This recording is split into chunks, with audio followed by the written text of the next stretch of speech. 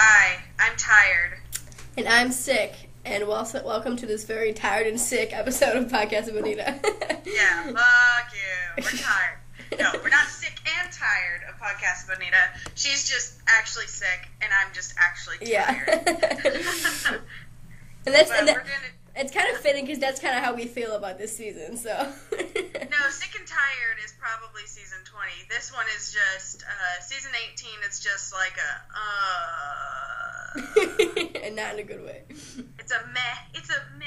Yeah. You know, like, oh, man. Okay, we're gonna break this down. We're not gonna, like, try not to hate on this season. There aren't really many episodes that we hate, like we're angry about. It's no, like, Mr. Garrison and his fancy new vagina level. It's not a hatred. We just kind of summed it up, and we thought the season was boring. Yeah, it's very unfunny. With really two good boring. episodes, It's too two dull. actually really good episodes in it. The rest are all bland. Right, and we've talked about this before about how it's such a switch. Like in earlier seasons, there'd be like great seasons with a few duds for episodes, and this is kind of like a dud of a season with a few great episodes, which sucks. But what can you do? Yep. See, and with the past couple, like I guess through 15 through 17, we at least like when we would rewatch them. Before we would watch them, we'd be like, oh, this season, and then we would walk out and actually enjoy it and enjoy watching them. Not the case. Yeah. We kind of enjoyed 2 episodes, and that's it. This season was actually worse than I thought it was. I didn't think it was that bad going in. Oh, yeah. It didn't meet or exceed expectations, but it didn't quite go underneath them either. Right. All right, let's just get started. Yeah, I guess we're gonna have to. Alright. This is just a roast. Welcome to the Comedy Central roast of South Park, season 18. Okay. Oh, how perfect. I feel like this episode is talking to us. We're gonna review Go Fund Yourself. Aired September 24th, 2014.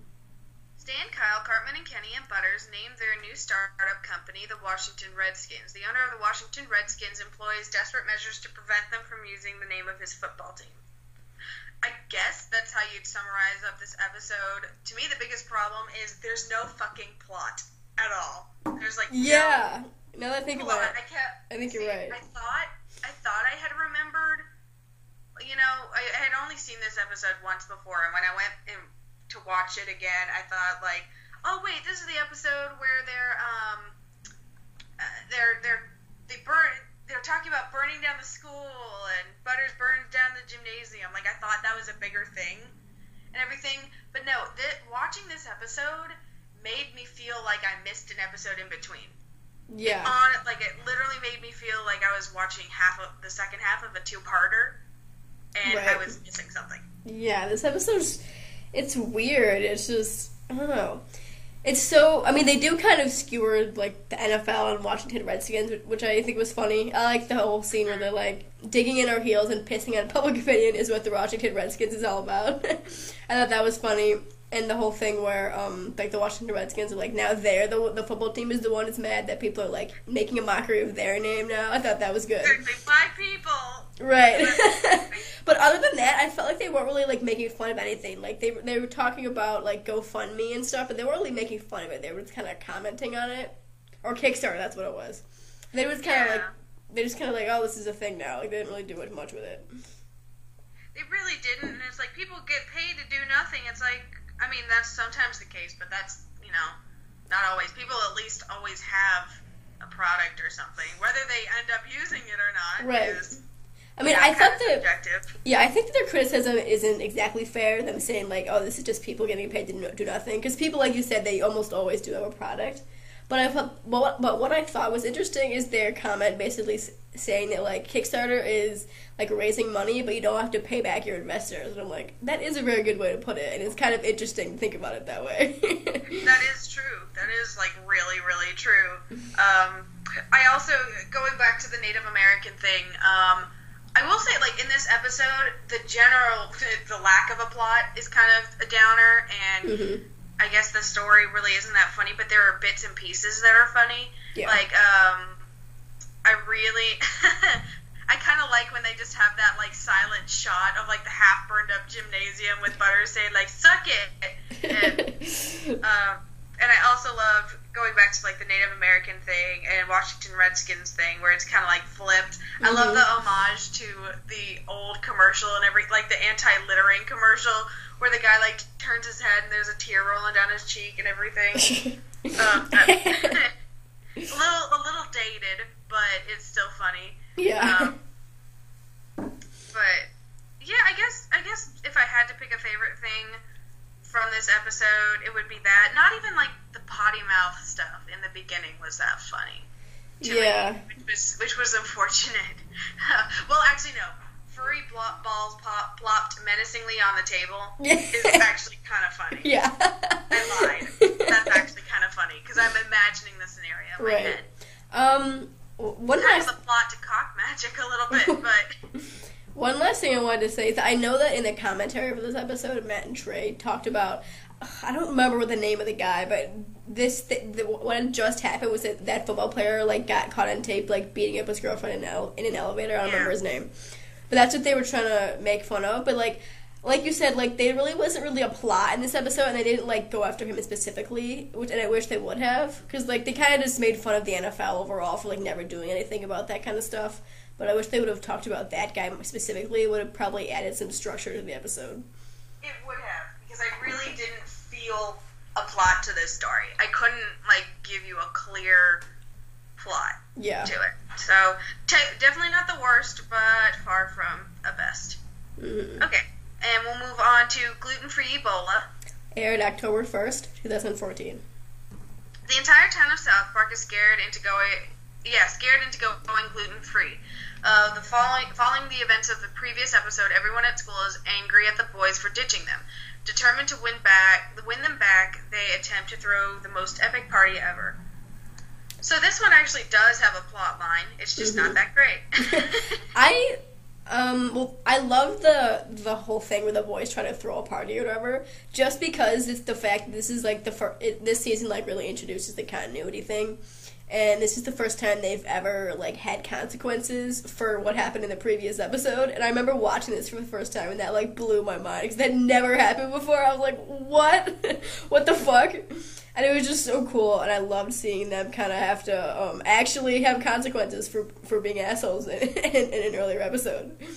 Yeah, that part actually was kind of satisfying, and they keep getting, like, fucked up. I mean, it kind of works out for them in the end and everything, but nobody's actually hurt by them during this episode. It works out, but it's kind of fun to watch them get fucked over and everything and not be able to win necessarily all the time. Even though I love like Stan, Kyle, Carmen, and Kenny, you know, when they all work together, they're kind of assholes. Yeah, so. I mean, I love them, but even just watching them mess up made me love them more, made it feel a little bit more human. Exactly. Yeah, you relate to the flaws more. Mm-hmm. Okay. I'm sorry, but I just need to talk about my favorite line in this episode. It like kind of makes up for the episode itself being mediocre. It's when Stan's like talking to Wendy and she's mad at him too. And he's like, come on, I broke up with you because I was going in a new direction in my life. And then Wendy goes, is that why you told Clyde that you broke up with me? Because you were about to be dripping in bitches? Oh my god, that kills me. Wendy is savage in this episode. She goes, you're so transparent, Stan. You know? Like, I love Wendy. She knows him so well. Like, she just read him for Phil the whole episode. And he didn't even, like, realize it most of the time. It was funny. I like that. I kind of like this is the very first time the Lord thing is introduced. Mm-hmm. And I think I'll go, I'll talk about it. I'll talk about it now. The twist it isn't in this episode, but at the very end of this episode, they're like, oh man, we got Lord to play live at our party and everything. And Randy's up dressed as Lord. He's like, I am Lord, I am Lord. And so that was like the joke, you know, and that's how the scene ended.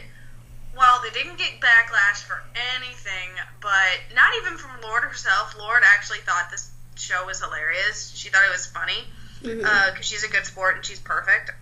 But she like what happened was, I think it was some sort of, I guess it was some sort of, like, news station or whatever. I think it was, like, some guy, reporter or something. Yeah, this reporter wrote an article, and he's just like, how dare South Park, like, call Lord this middle-aged man?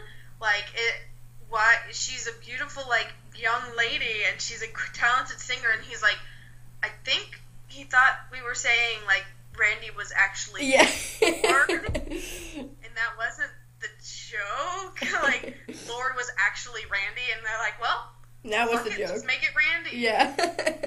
That's really funny. We'll talk more about that later on.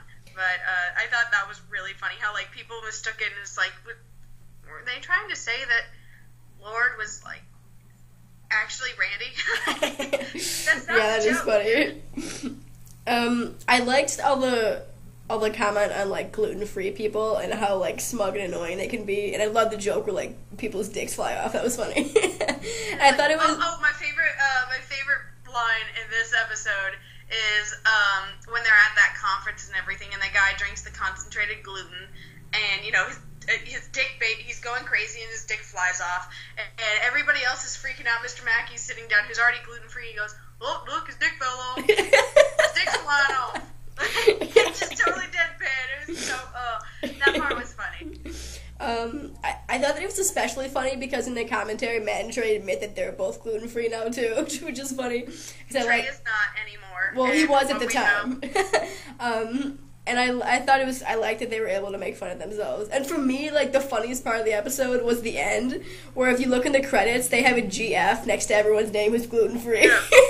I thought that was super funny. I was like, really? I'm pretty sure Matt is still gluten-free, because, you know, he's Matt. He's a Whole Foods nerd.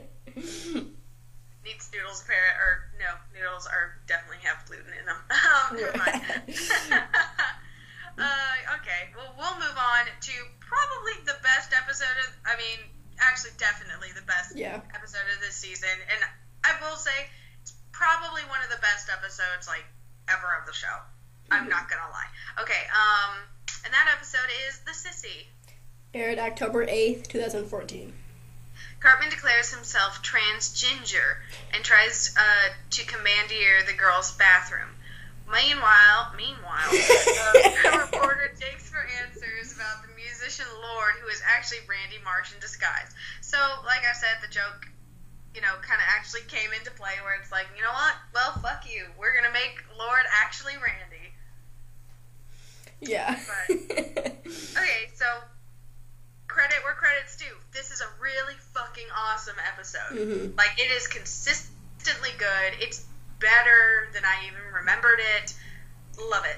Yeah, so. I love it so much, especially because I remember waiting for this episode to come out because I still do. When I remember watching it, I would watch it South Park Weekly. And I remember I was so nervous for this episode because, as we all know, South Park has a really bad track record with transgender issues and things like that. So I was like, I wanted to have faith in that trip, but I was like kind of nervous still. And this episode, I remember watching it, I felt so relieved. It was so funny, it was so good, it was so thoughtful, and I love this one. See, at this point, like, when this episode came out, I had yet to watch Mr. Garrison's Fancy New Vagina. I didn't really know about, you know, I had kind of watched, like, the sex change episodes and everything, and I'm like, oh, that's weird, he's just back. Like, but I never saw the monstrosity that was Mr. Garrison's Fancy New Vagina. And, but, so I was kind of like, I was nervous for this episode, because I'm like, I have a lot of friends that are trans, and, you know, it's become kind of like a joke to a lot of people now. Right. And I was just worried. I'm like, oh, I know they're making fun of things all the time. Just don't I'm not ready for them to, like, harpoon and make fun of these actual, like, people. Yeah. And be vicious, you know? I wasn't ready for viciousness, and then this came out, and then I watched it, I'm like, oh, wait. Like, the last 2 minutes of everything, I was like, oh my god, that was, like, really good. I felt, like, relieved. Like, it was a weight taken off my shoulders. Yeah, totally. There are a lot of good moments in this episode, particularly two moments where, like, two great female characters are involved. One is at the end with Principal Victoria, who is making the announcement, and she goes, anyone who has a problem sharing a bathroom with people who might be transgender will have to use a special designated bathroom designed to keep them away from the normal people who don't care.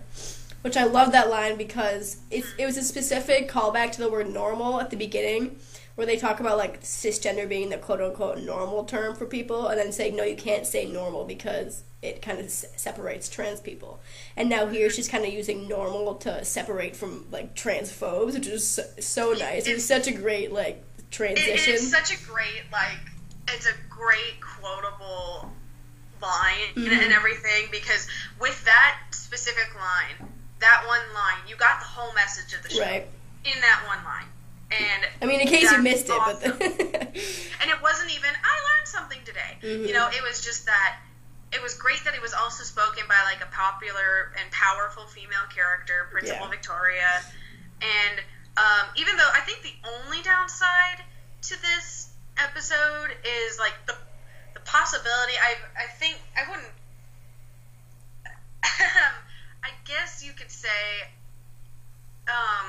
from the way that it was shown, it looked like Wendy was pretending to be a trans person, which is, like, never a good thing. You can obviously speculate and say, like, oh, well, maybe she actually is, like, gender fluid or something, but the way that the episode made it look like she was, like, faking it to prove a point, which, you know, isn't bad, but, you know, it's bad, but it's not, she made a point, and it wasn't something that I'm, like, angry about. It wasn't something that my trans friends are angry about. You know, it's like, when you see the entire episode, you know what they're trying to say, and what they're saying is positive, and I honestly think, like, this is something that they've completely changed their opinion on. Like, I think with time, you know, they've always said, it's like, we've kind of grown, and there are things we used to, you know, disagree with now that we agree with, and I think this is, like, an active example of one of those instances where they still kind of rip on it, but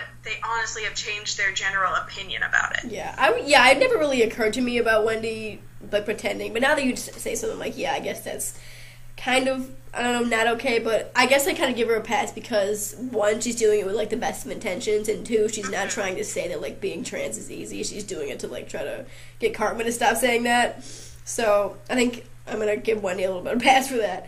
And then my other, I'm not mad about it. I think, like, I've just seen people, probably not even trans people, getting upset about it. So but, you know, I really love this episode. I love what it says, and I like how it actively shows, even with Randy, which is supposed to be played as funny, it gets, like, emotional and sincere when he's brought to the office and everything, and they're, you know, his coworker is saying, like, we love you, Lord, my girls listen to you, but, you know, you being in there, you know, it's not right for you to be in there.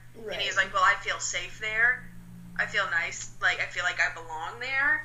And, you know, it can kind of go over people's heads and everything, but that's what trans people, like, actually feel. And it's like, that's where I feel safe. That's where I feel like I'm supposed to be.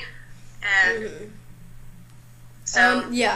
I think my other favorite quote that I mentioned earlier is, it comes from the Randy storyline where he's, like, all down on himself. And this line always makes me actually tear up. It's like when Sharon comes in the backyard to talk to him, and she's like, oh, do you know why, like, Lord means so much to people? And she talks about it, about why Lord is so great and how she's different. And she says, because when someone's not allowed to express who they are inside, then we all lose. That's what I would say to Lord. And I literally, like, tear up. It's such a good speech. I fucking love Sharon. And it's so good. I love it. They just need to give all the good lines to the women in the show, because they just do it They better kill it. than any of the men. Sorry, Kyle, but I feel like Sharon gave a better delivery of, I learned something today. Or, that's what I would tell Lord. Because, it's so powerful, because it could have easily been aimed at, like, an actual, you know, trans character. It could be, you know, aimed that way, but they actually took the joke, which is Randy being Lord, and made it sincere. So it's like, it's still a joke, but it's real, like, satire. Like, that's what you're doing. So I have, like, major props to them. I love this episode, like, front and back. Yeah. Honestly, I smile. It, like, makes me feel light after I watch it. My skin's cleansed. My teeth are brighter. It's a great episode, and it's really an active example of them, like, growing and changing their mind on a subject and doing it in a positive way. This was a positive episode. It had its emotional moments where it's like tear jerking, but it's so positive, and I love that, where it's not just hate fest, Yeah, I think I read an article once. It was written by like a trans person, and it was talking about this episode and how much they actually really liked it, and they kind of gave this episode a props because they're like, South Park is the only thing that I've seen, like, talk about trans issues and use the word, like, cisgender. Like, no one's ever done that besides South Park. I'm like, I agree, I've never seen any other comedy or anything else use the word cis. Me either. I haven't even seen, like, really, it's, when you're talking about, like, strictly, especially, like, an animated comedy, where it can be totally lampooned, like it has been before. Right. This is, I mean, it's really awesome for South Park to actually kind of swallow their own pride. Yeah. Not only to bring out these words like cisgender, and, like, it shows they did their research. Yeah. And it, like, major props to them, honestly. It just makes me love this episode even more. Mm-hmm. Another random, this is my last thing to say, but my other parts of this episode that I really liked is the scene where Stan's, like, really all broken up, and he, like, doesn't know what to think about, like, Cartman and Wendy being trans, supposedly. And he goes to talk to Randy about it. He's like, Dad, can someone be someone different on the inside than they are on the outside? And then Randy goes, yes, Stan, I am Lord. And Stan's like, what? That's what I was asking, Dad, okay. And then later when he's watching Randy, like, make his music and then he fades, that makes me laugh really hard too. Yeah. See, it's also like a funny episode too. Yeah. This is one of the funnier episodes as well. So, I mean, good episode all around. Perfect. I don't want to stop talking about this one, but I know we have to. I know. I could honestly do an entire podcast about this one. Right. If we ever do a favorites list, this would no doubt be on my favorites. Mm-hmm. Oh God, now we're gonna go into this one. We'll move on to your least favorite, Handicar. Aired October 15th, 2014. Timmy launches a new ride-sharing business called Handicar and makes a lot of enemies in the process. As cab drivers and electric cars all fight Timmy for the market, it seems the future of transportation will have to be decided by wacky races. Oh God. Shirley heard about this earlier, but I do not like this one. I think it's stupid. I think it's weird. I think it's boring. I don't get it. See, I have, like, the biggest problem I have with it is, like, I think the story's fine. It's making fun of Uber, which is kind of, like, very, very niche in the amount of jokes that you can make, I guess. Right, and, like, it's kind of like the story. It's kind of like the Go Fund Yourself one, where, like, it's kind of a stretch to say it's making fun of Uber. They're not really making fun of it. They're just, like, doing something with it, and they don't really, like, go the final mile that they usually do. It's so weird. They're just like, this is what Uber is. Timmy's doing Uber. It's like, they don't really say anything about it. And it's like, the thing about the wacky racist joke is you're also playing to a very niche market, because that's a strictly 70s kid show. If you're born in the 70s, like really late 60s, early 70s, you watch that show, and that's like a tiny niche market, because even Hanna-Barbera fans don't talk about that show at all. It's just like an obscure thing. And it's fine to make, like, obscure references. They've done it before with, like, the Fighting the Frizzies in the Christmas episodes, but to make it such a big part of the show, people are, like, having to Google this and not, it's, like, going over their heads, Right. It's really going, because it's such a niche market. People are too old for Hanna-Barbera at the time, which they probably aren't watching South Park, but, Yeah. like, even people who were, like, born in the 80s and watch South Park and are adults are like, what the fuck is wacky races? Yeah, like, that was just such a niche market to appeal to it's really just Matt and Trey's joke, it was it's their joke, and that's it. Yeah, the whole Wacky Races plotline, like, it just came out of nowhere. It was so weird, and I'm like, oh, what is happening? Like, it was so strange watching it on my TV. I'm like, what the fuck is this? It was strange. I mean, it's kind of cute that they're, like, relaying back to their childhood, but so could you at least make it more funny? Yeah. And relatable? But I don't hate this episode. I think it's just kind of bland. It's got its funny moments. I generally don't care much about Nathan. I don't actively dislike him or like him. He's kind of there for me. But I did like Mimsy in this episode. Yeah. Because Mimsy, at one point, talks about cab drivers and everything. He's just like, well, instead of trying to, boss, instead of trying to, defeat Handicar, why don't you just improve yourselves? And maybe this is some sort of, natural travel, Darwinism or some shit. It's like, and it actually kind of made sense, what he's saying, because, I've ridden in a cab before, and it was actually, when we were on our trip in Hawaii, we had, this really gross cab that we took on the way to one place, and we couldn't hail another one, and this guy was like, hey, I'm an Uber driver, I'll just take you back to your hotel, and it was all nice in there. I'm like, I see what they were talking about. Yeah. That's great. So, yeah, it's kind of like a natural selection. Right. And I liked Mimsy. So. Yeah, I liked Mimsy too. He was the best. I liked him being ironically the voice of reason because he's supposed to be the idiot or whatever. Generally, I don't hate Nathan and Mimsy. I just think that they're not as funny as Mandra I think they are. They were funny in the summer camp episode. Yeah, the one time they were used, the first time it was funny, and then it's no, it's not funny anymore. I know, and they're constantly used now, and it's okay. Yeah. You've done enough. We've had enough with you. But yeah, I don't really have much to say about this one.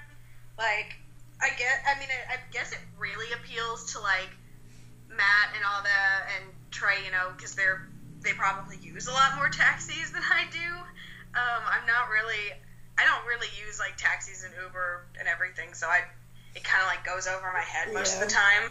So I did like the one stupid joke where where I don't even remember who said it, but they were talking about how Handicar is the best transportation. They're we can't compete with Handicar. It's just so damn handy. It's so stupid, but I thought it was funny. Yeah.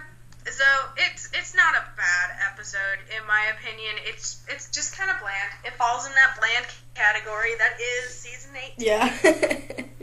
Unfortunately. Okay, we'll move on to The Magic Bush. Aired October 29th, 2014. Cartman and Butters get their hands on a drone and catch Craig's mom completely naked. The resulting video soon goes viral. The parents band together to form a drone-powered neighborhood watch. Butters' dad struggles with the spooky notion that his drone is haunted. That was the only plot that I really liked. That was I love seeing Butters' dad go crazy, and then he was ooh, the spooky music, whatever. He was say one of his conspiracy theories. I love that part. What I was it was really small, but I kind of like it when South Park gets real for a second, and it was when they have the neighborhood watch and the cop drones. Yeah. And there's the one joke where it's the drone wasn't really doing anything, or the drones were holding a candlelight vigil for this black drone that was shot down and everything, and it just shows the cop drones mercilessly shooting shooting them out and everything. I'm oh, wonder what they're trying to say there. Right. But I also love the news story after Randy's drone gets shot down and everything. It's just worst of all, the drone was black. Yeah. Yeah, I like them using drones to talk about people issues, and I also like that they used it to speculate on whether people should just have free reign with their drones or should they be restricted by laws or what the hell should we do? Because you can actually do kind of a lot of damage with drones, as you see in this episode. For real, people are it's just a hobby. It's yeah, peeping in windows is a hobby too, but yeah. It's still fucking illegal. I think this episode is using Laura, who's Craig's mom, who is the one whose vagina is plastered everywhere after Cartman spies on her. I think they're using her to I could be wrong, but I think they're trying to talk about celebrities who have recently had nudes leaked. I think that's what they're trying to talk about. I think they mentioned Jennifer Lawrence. Games. Yeah. But it's really confusing, because you and I talked about this before, but, like, I'm so confused out of Matt and Trey are, like, on her side or not, because, like, throughout the whole episode, she's very persistent, saying, like, no, this is my body, I didn't want to shave, I'm not ashamed of it. And that's good, that's a great message, but, like, the rest of the people, like, kept, like, making fun of her about it, like, relentlessly the whole episode, and it was so over the top, and it was just, I'm like, I don't know, who are they siding with? I didn't understand. Like, it was funny because also with the same thing, like, she was talking about being comfortable with, not shaving. Yeah. Like, she's like, it's natural, that's what I feel comfortable doing.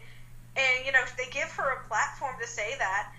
And yet at the same time, they, right after that, they say, like, they, like, lampoon her and everything. It's just like, it's like,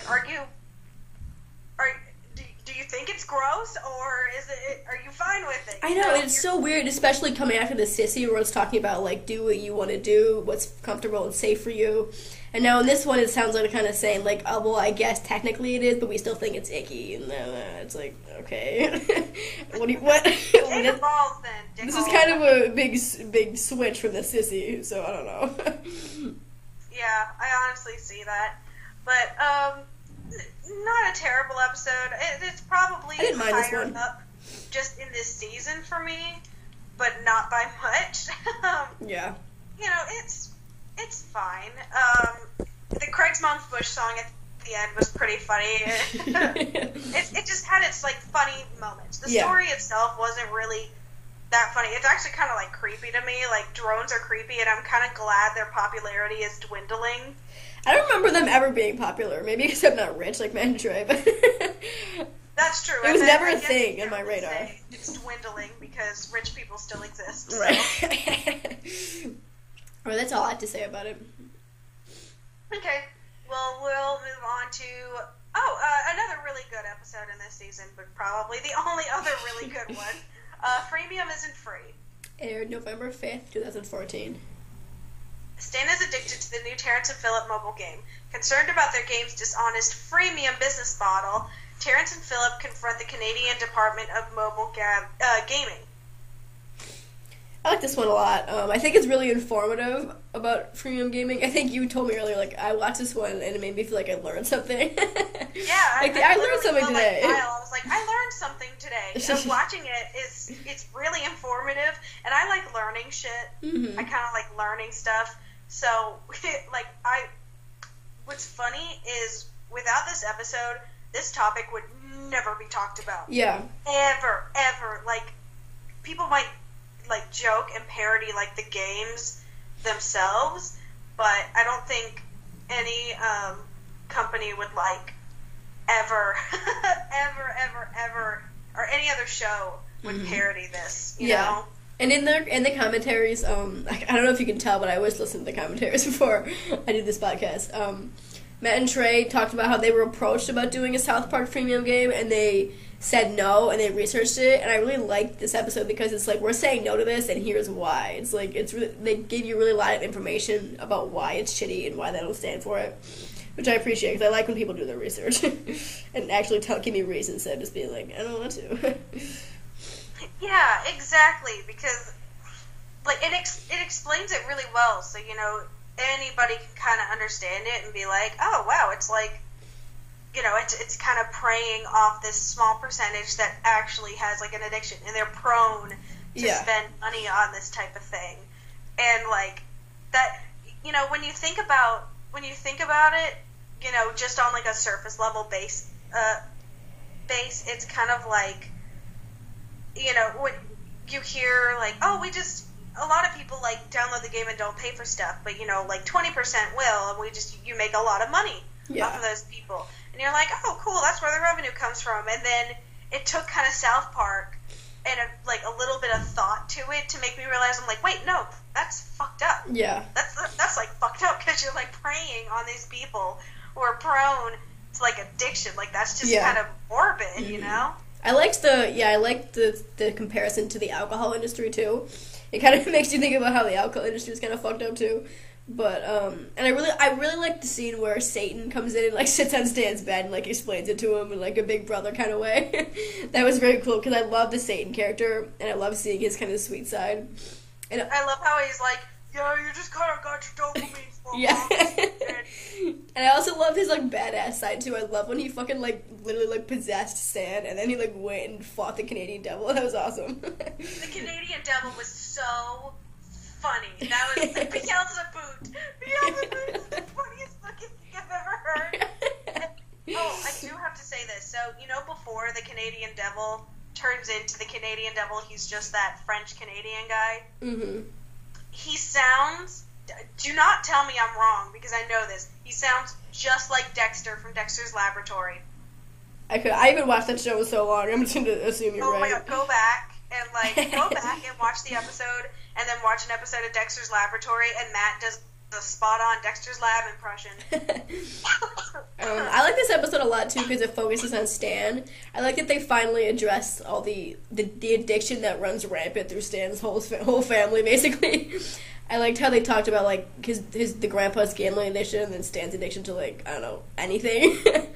And the only thing I didn't like about it was, like, Randy. I thought he was super annoying in this episode. Because it's just... I prefer Randy episodes where it's, like, him being dumb, but it has, like, a sweet thing, kind of like the Cissy. Where here, it's just, like, the whole joke is that he's just being, like, mean and nasty, and that's the whole joke. It's just, I don't know, it got old really quick. And I got very annoyed with Randy. Yeah, I kind of did. Yeah, he wasn't as sweet as he kind of was, sweet and naive. He was just being a dick. Kind of a dick. Yeah. This one, he was really more of a dick, which is, like, the only down... But then again, he kind of has to serve as a foil. Right. And, like, be in denial about his addiction. Mm-hmm. So... yeah, I can see that. That's, I kind of get his purpose and why he does. Yeah, I understand. Yeah, I'm trying to think of more to say. There's a lot that I like about this episode. It's easily my second favorite. I think it's a great episode. This one, I will say, this one was the one that was nominated for the Emmy, and I'm really surprised it wasn't the Cissy. I'm really genuinely surprised it was not the Cissy. Like, this is a great episode. It's very informative, mm-hmm. but, I mean, the Cissy's kind of like Emmy fodder. The Cissy's it's way better, and it is informative, too, like, a different way. I think generally, it's a better episode. I feel like it could have won the Emmy. Yeah. I really honestly could have, but Matt and Trey, like, select which episodes they want to, Right, yeah, it's their pick. Promote. So maybe they weren't too confident about the Cissy, I don't know. Maybe they weren't, but I haven't seen, like... I mean, I'm not mad that this one was the one nominated, but this one's good. It's fine. It's fine. It's fine. It's fine. It's fine. I'm just a little bitter. Alright, do you want to go on? I really like this episode. I feel like I really, learned something, and I don't really play freemium games anyway, so it's kind of like I have that smugness about me where I don't even play freemium games, so I don't have to worry about it. But anyway, we'll move on to Grounded Vindaloop. Aired November 12th, 2014. Cartman convinces Butters he is living in a virtual world, but Butters wreaks havoc at home and all over South Park. So, okay, I'll say about that synopsis. If the episode had stayed like that, it'd be hilarious. It would have been good, yeah. Episode. If they had kept it like that, like a normal Cartman and Butters, kind of like cat and mouse sort of thing. If they had kept it like that, where Butters keeps fucking up and Cartman has to reap and sow the repercussions of what he's basically doing, that'd be a really funny episode. It'd be like a classic episode. But no, they had to add the fucking Inception. It's like, this isn't real. Yeah. This isn't real. That stuff was not funny to me. It was not funny. Yeah, what you just described would have been really, really funny. But, as far as, for this one, as far as, Butters, Cartman, Scheme episodes go, this one's, really weak. It's really not that funny. They don't do a lot with it. It could have been better. Yeah, definitely. If they had left it as that synopsis had left it, it would have been fun. If they did not delve deep and be like, fuck you, this is my, okay, I did think the fuck you. That was funny. But that was it. It bothered me. I'm like, you didn't have to do more. It brought me back to the episode in Sheepshin from season 14 where it's just like, just because a story is extremely complicated on multiple levels does not make it good. I'm like, take your own advice, Matt Trey.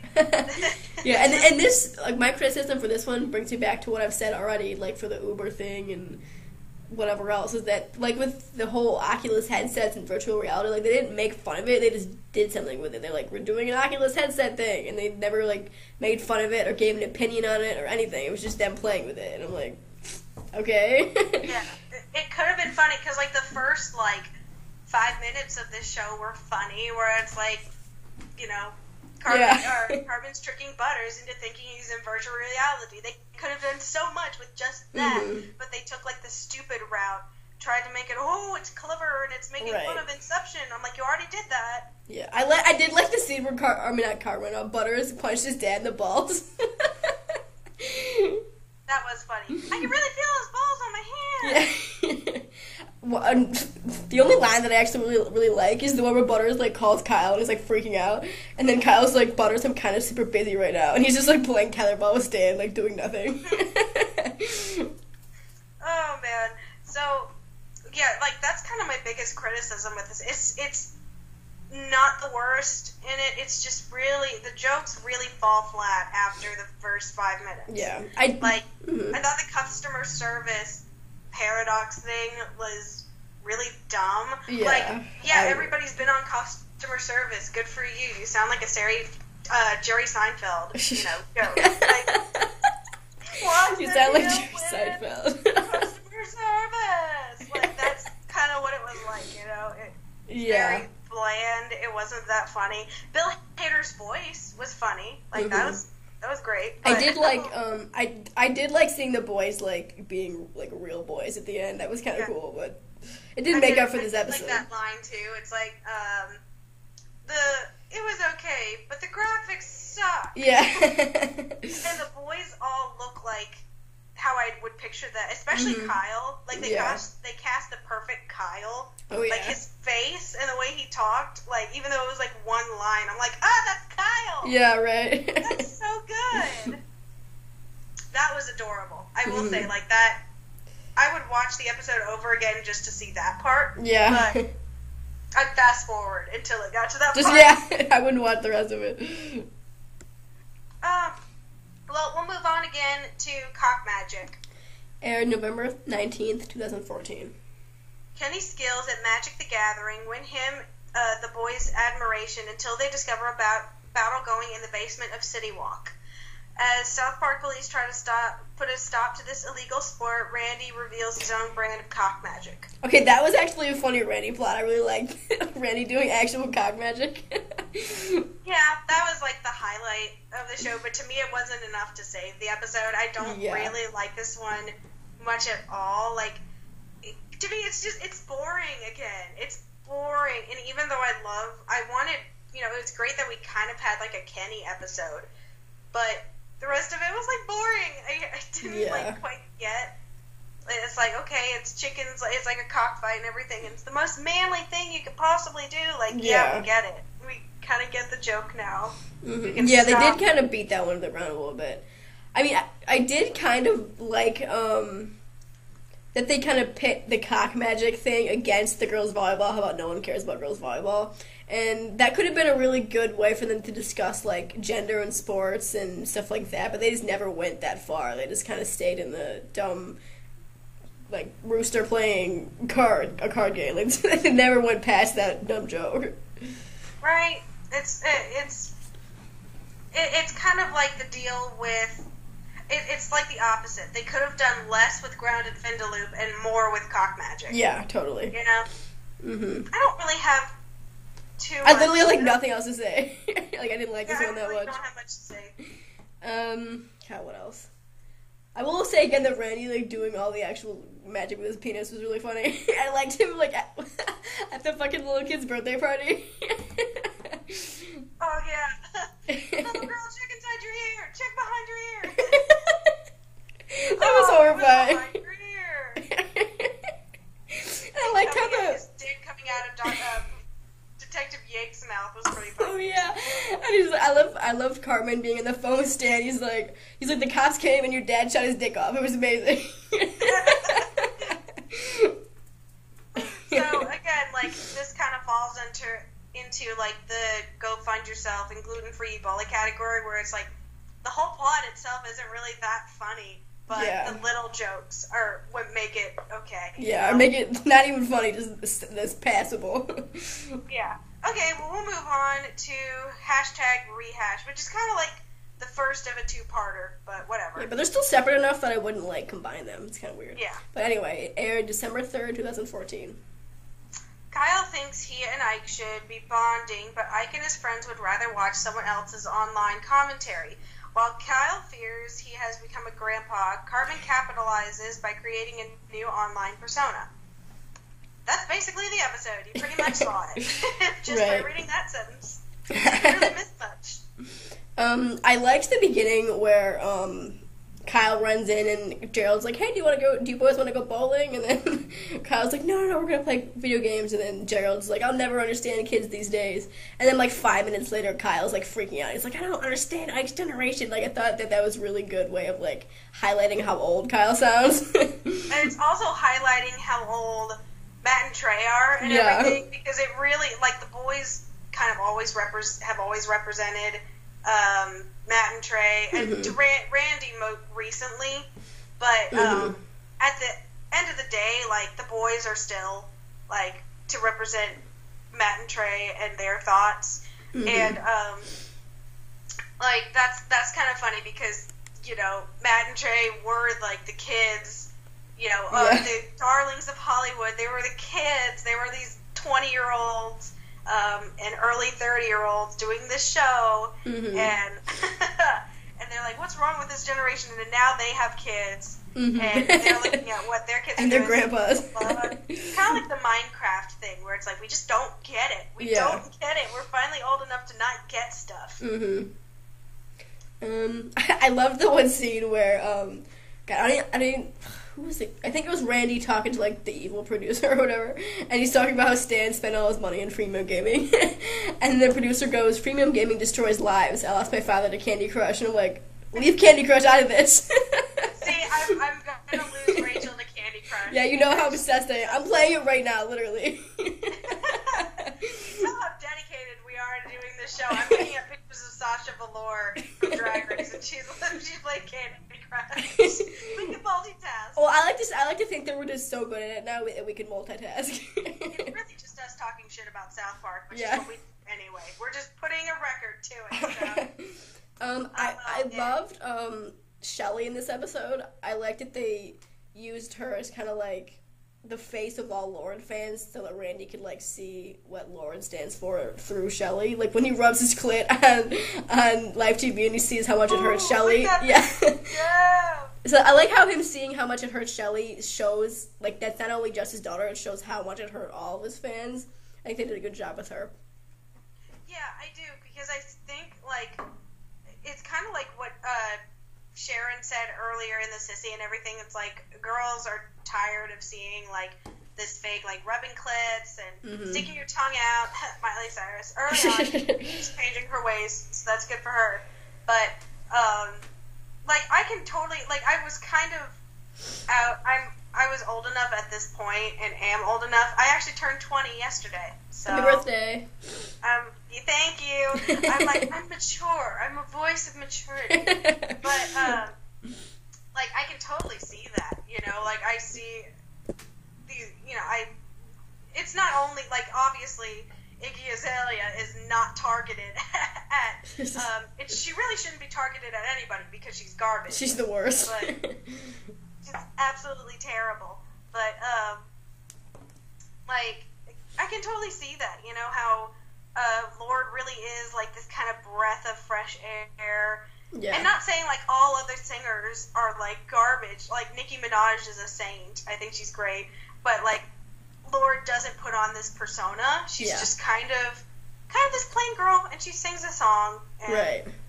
You know, that's always really refreshing. So I totally get why. I like how they added that, like what you were saying. I like how they added that importance. Yeah. You know, to young girls. Because young girls are smart. Yeah. They're smart. They know, they know the difference between Lorde and Iggy Azalea and Miley Cyrus, Yeah, definitely. I did notice, like, kind of the big difference between this episode and the next one is that this one, this one is not PewDiePie, and two, this episode is kind of much harsher on, like, YouTube commentators. The next episode, they we'll talk about it in a minute, but it's kind of much more sympathetic than in the next one, but in this one, they're kind of more focused on making fun of them than they are trying to understand them, which at least they are finally making fun of something, so I'll give them props for that. But they don't really go out of their way to try to understand why kids are doing that until the next one.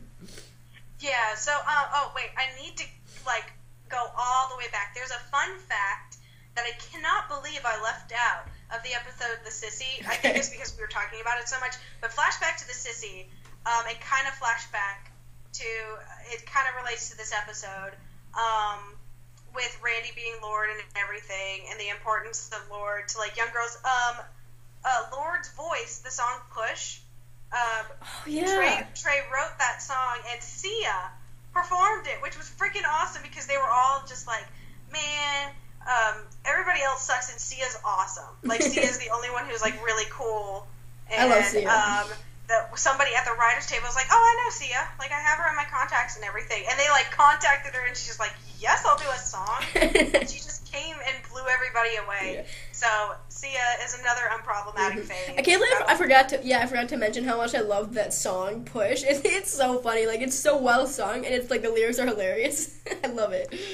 It's so well sung, and it's, like, the kind of, like, montage of everybody listening to it is really sweet, too. Yeah. So, you know what? Okay. That kind of relates back to, like, the big girls concert with Lorde and everybody. Yeah. And, I'm sad Sia wasn't actually back there to, like, do a voice or whatever. Yeah. That would have been awesome. She's probably busy. Being Sia. Probably. Yeah, honestly. But, I don't really like this one much either, because I don't know, I think it kind of, like, falls into that crotchety old man category where it shows their age a little bit too much. Yeah. This generation, and I know they kind of, like, validate it more in the next episode, but they validate it in a horrible way. Horrible way. They couldn't have picked any worse way to actually validate their point that they're trying to make, but I'll get into that. Last thing I have to say about hashtag rehash is the irony of the name, and this probably was intentional on their part and everything, where the title is supposed to be talking about, rehashing, like, old shit. It's, like, in pop culture, but it's also, they're just, like, rehashing all of their jokes from the previous. They talk about Handicar. Yeah. They talk about, Freemium gaming. Gluten-free, being gluten-free. Yeah. They talk about Washington Redskins a bunch. Yeah. So they're just, like, reusing their old jokes. Right. All right, want to go on? Yeah, to the finale. Let's go on to my least favorite episode. Of course it has to be the finale, because it's since season 18 and further on, my least favorite episodes have been the finales. So let's go on to HappyHolograms. Aired December 10th, 2014. Kyle rallies people to follow his campaign and creates the most extravagant televised holiday spectacular ever. But with multiple holograms on the loose and Cartman trending, it takes more for Kyle to reconnect with his little brother. Oh crap, I forgot to mention at the end of the last episode with the whole hologram thing, I love when Randy comes home, he's like, Sharon, they made a holograph of me. And she's like, you mean I just had sex with a hologram? And then, like, you think it's going to be the Lorde hologram, but fucking Tupac comes downstairs. He's like, Sharon! That's so funny. That was funny. Okay, now we can go on. That's the only time the holograms are actually funny for me, because they're, like, really stretching. They're really reaching with this joke. Yeah. With, like, one Tupac hologram. And that was it. Like, Tupac had a hologram. And that's all. That's all. Like, they centered so much around it, which didn't necessarily work for me. I think it kind of just I think that one joke succeeded, and then the rest of it is like, oh, look, it's the hologram of Kurt Cobain. Get it? Because he killed himself. Yeah. Like, but, yeah, the thing I have with this episode, I don't think I want to talk about why I hate it so far. I want to give it, like, a few things before I, like, rip into why I hate the ending so much.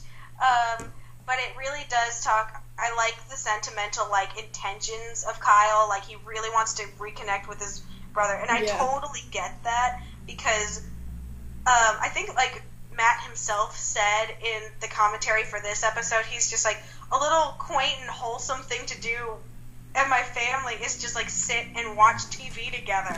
Like, that's so weird that what used to be, you know, something that would tear families apart, quote, quote, is something that's super wholesome now. And I'm like, I get that. Mm-hmm. Because there was, like, every Christmas, what my family and I do as our cute little family thing is we watch the Muppet Christmas Carol and the Christmas Story.